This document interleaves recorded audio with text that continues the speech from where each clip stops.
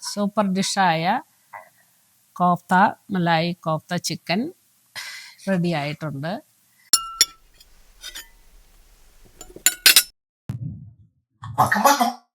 Price the lord. കർത്താവായ യേശുക്രിസ്തുവിന്റെ നാമത്തിൽ ഗ്ലോറിയസ് കിച്ചണിലേക്ക് എല്ലാ പ്രിയപ്പെട്ടവരെയും സ്വാഗതം ചെയ്യുന്നു. ഈ വീഡിയോ ഇതുവരെ സബ്സ്ക്രൈബ് ചെയ്യാത്ത സബ്സ്ക്രൈബ്, ഷെയർ ആൻഡ് സപ്പോർട്ട് ചെയ്യുക. ഞാനിവിടെ ഇന്ന് ഉണ്ടാക്കുന്നത് ഒരു ചിക്കൻ മലായി കോഫ്ത ആണ് ഉണ്ടാക്കുന്നത്. അപ്പോൾ അത് ഫ്രൈഡ് റൈസിനോ ചപ്പാത്തിക്കോ ഒക്കെ വളരെ നല്ലതാണ്. അപ്പോൾ അത് നമുക്ക് എങ്ങനെയാണ് ഉണ്ടാക്കണമെന്ന് നോക്കാം. കുറച്ച് ചിക്കൻ എടുത്തിട്ടുണ്ട്, അത് നമുക്കൊരു ചോപ്പറിനകത്തേക്ക് ഇട്ട് കൊടുക്കാം.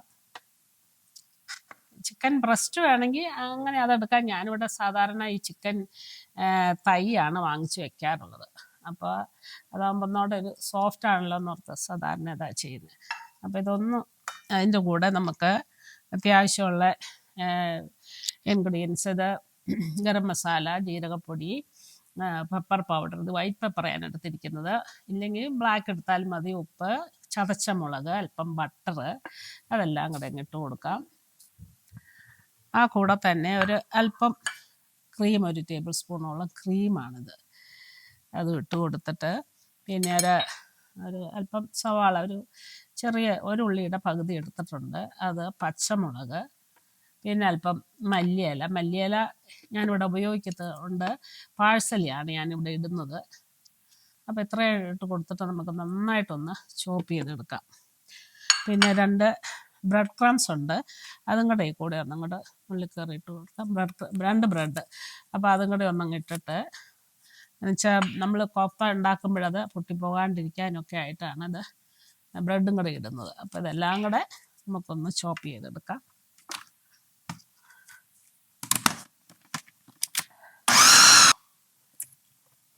അപ്പോൾ നമ്മുടെ ഇത് നല്ല പാകത്തിന് അരിഞ്ഞിട്ടുണ്ട്. അപ്പോൾ ഇനി നമുക്കിതൊരു ബൗളിനകത്തേക്ക് മാറ്റിയെടുക്കാം. ഇത് നമുക്ക് ഓരോരോ ചെറിയ ഉരുളകളായിട്ട്, വലിപ്പം ഓരോരുത്തരുടെ സൗകര്യത്തിന് ചെയ്യാം. ഞാൻ അധികം വലിപ്പത്തിലല്ല, ഇതുപോലെ ഓരോ ഉരുളകളാക്കി ഉരുട്ടി മാറ്റി വയ്ക്കാം. കോഫ്തയെല്ലാം ബോളാക്കി വെച്ചു. ഇനി നമുക്കിത് ഫ്രൈ ചെയ്തെടുക്കാം. നമുക്ക് എണ്ണ ചൂടായി, അപ്പോൾ അതിലേക്ക് കോഫ്ത ഓരോന്ന് ഇട്ട് കൊടുത്ത് വറുത്തെടുക്കാം.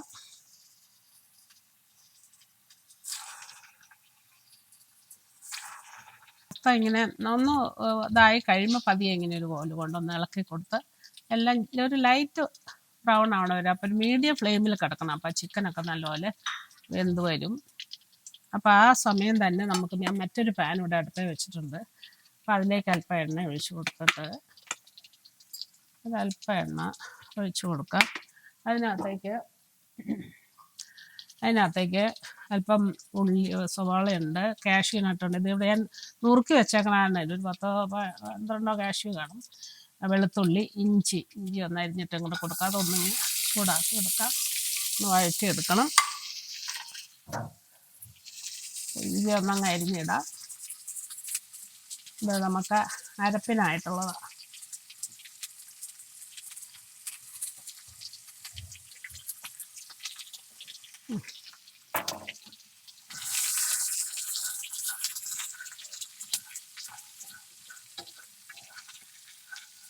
നമ്മുടെ ഉള്ളി ഇതൊക്കെ ഇത്രയും വഴന്നാൽ മതി. ഞാനിത് ഓഫ് ചെയ്തിടുവാണ് കേട്ടോ. ഇനി ഇതൊന്ന് തണുത്ത് കഴിഞ്ഞ് നമുക്ക് അരച്ചെടുക്കണം. കോഫ്ത ഒരുവിധമായിട്ടുണ്ട്, കോരിയെടുക്കാം. കോഫ്ത നമുക്ക് കോരിയെടുക്കാം.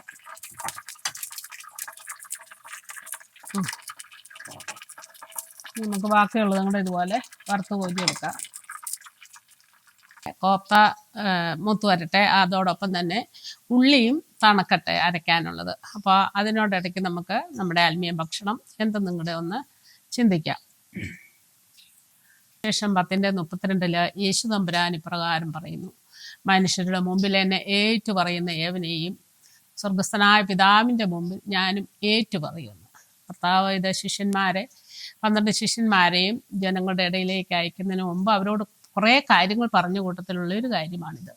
അപ്പോൾ ഇവിടെ സുവിശേഷം പറയുമ്പോൾ ഇത് സത്യവചനം അവരോട് ജനങ്ങളോട് പറയുകയും സ്വർഗസ്ഥനായ പിതാവിൻ്റെ മക്കളായി തീരണമെങ്കിൽ കർത്താവായ യേശു ക്രിസ്തുവിനെ സ്വീകരിക്കുകയും ക്രിസ്തുവിലൂടെയുള്ള രക്ഷ പ്രാപിക്കുകയും ചെയ്താൽ മാത്രമേ നമുക്ക് ആ നിത്യതയിൽ എത്താൻ സാധിക്കുകയുള്ളൂ. തന്നെ കേൾക്കുന്ന ആരെങ്കിലും ഈ കർത്താവിനെ സ്വീകരിക്കാൻ മനുഷ്യരുടെ മുമ്പിൽ ഏറ്റുപറയുവാൻ മടി കാണിച്ചാൽ അങ്ങനെയുള്ളവർക്ക് ശിക്ഷാവിധിയുണ്ട്, നിത്യനരകവുമാണ്. എന്നാൽ ഒരു നിത്യതയിൽ കർത്താവിനോട് കൂടെ വസിക്കണമെങ്കിൽ കർത്താവായ യേശുവിനെ രക്ഷകനാഥനുമായി സ്വീകരിക്കുക. കോഫ്തയെല്ലാം വറുത്ത് കോരി വെച്ചു. ഇനി നമുക്ക് മറ്റൊരു കടായിലേക്ക് ഒരല്പം ഞാൻ ഈ എണ്ണ തന്നെയാണ് കേട്ടോ ഒഴിക്കുന്നത്. അപ്പം അത് ഇച്ചിരി ഒഴിച്ചു കൊടുക്കാം. അത് ഒഴിച്ചു കൊടുത്തിട്ട് അത് എണ്ണ ചൂടായത് തന്നെയാണ്. അപ്പോൾ അതിനകത്തേക്ക് 2 ബേ ലീഫ്, 2 പട്ട, 2 ഏലക്ക, മസാല ഒരുപാട് വേണ്ട. അപ്പോൾ അതൊന്ന് ചൂടാവട്ടെ. പട്ടയൊക്കെ ഒന്ന് മൂത്തു. അതിലേക്കാണ് ഒരു ജിഞ്ചർ ഗാർലിക് പേസ്റ്റ് ഇട്ട് കൊടുക്കുക.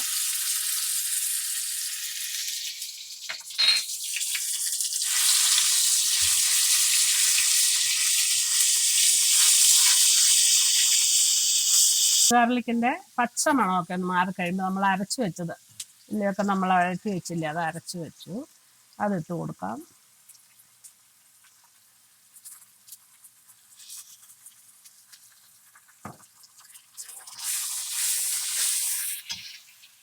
ഇനി അതോടൊപ്പം തന്നെ ഇത് വൈറ്റ് പെപ്പർ,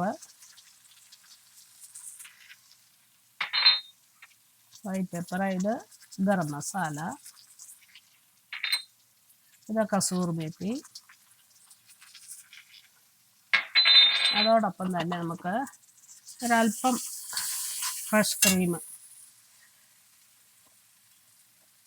അത് ഒഴിച്ചു കൊടുക്കാം.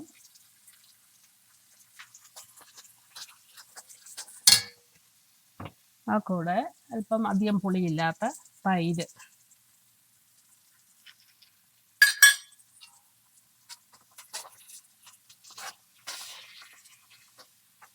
നമ്മുടെ ആ മിക്സി കഴിയാൻ അല്പം വെള്ളം കൂടെ ഒഴിച്ചു കൊടുക്കുവാണ്. അത് ഒഴിച്ചു കൊടുത്ത് ഒന്ന് ഉപ്പൊക്കെ പാകത്തിന് നോക്കിയിട്ട്, ഉപ്പ് പാകമാണെന്ന് നോക്കട്ടെ. ഉപ്പൊക്കെ പാകമാണ്. ഞാനിവിടെ അരച്ച് വെക്കുന്ന ജിഞ്ചർ ഗാർലിക്കിന് നല്ല ഉപ്പിട്ടാണ് അരയ്ക്കുന്നത്, കാരണം അധികം വേണ്ട. ഇനി അതിൻ്റെ കൂടെ നമ്മളിട്ട് വറുത്ത് വെച്ച കോഫ്ത ഇട്ട് കൊടുക്കാം. അതിട്ട് കൊടുത്ത് ഒരല്പസമയം നമുക്കൊന്ന് മൂടി വെച്ച് ഒന്ന് തിളച്ചതാവട്ടെ. ഇവിടെ ഇതൊക്കെ റെഡി ആയിട്ടുണ്ട്. അപ്പോൾ നമുക്ക് അവസാനം ഇത്തിരി ഞാൻ പാഴ്സലിയാണ് ഇടുന്നത്, നിങ്ങൾക്ക് മല്ലിയില ഇടാം. അത് വിട്ട് നമുക്ക് പാത്രത്തിലേക്ക് പകർത്തിയെടുക്കാം. നമ്മുടെ മലായി കോഫ്ത റെഡി ആയിട്ടുണ്ട്. ചോറിനോ ചപ്പാത്തിക്കോ ഫ്രൈഡ് റൈസിനൊക്കെ കൂട്ടി കഴിക്കാൻ വളരെ സ്വാദിഷ്ടമായിട്ടുള്ള ഒന്നാണ്. ഇതിവിടെ കഴിക്കുമ്പോൾ എല്ലാവരും ചോദിക്കുന്നത് ഇവിടെ നിന്നാന്നൊക്കെ, അല്ല റെസ്റ്റോറൻറ്റിൽ നിന്നാണോ എന്നൊക്കെ. ഇത് ഉണ്ടാക്കി നോക്കുക. ഇനി വീണ്ടും നമ്മൾ കണ്ടുമുട്ടും വരെയും കർത്താവിൻ്റെ നിസ്സാരമേറിയ ചിറകിനടിയിൽ നമ്മെ എവരെയും കാത്ത് സൂക്ഷിക്കട്ടെ എന്ന പ്രാർത്ഥനയോടുകൂടി നന്ദി.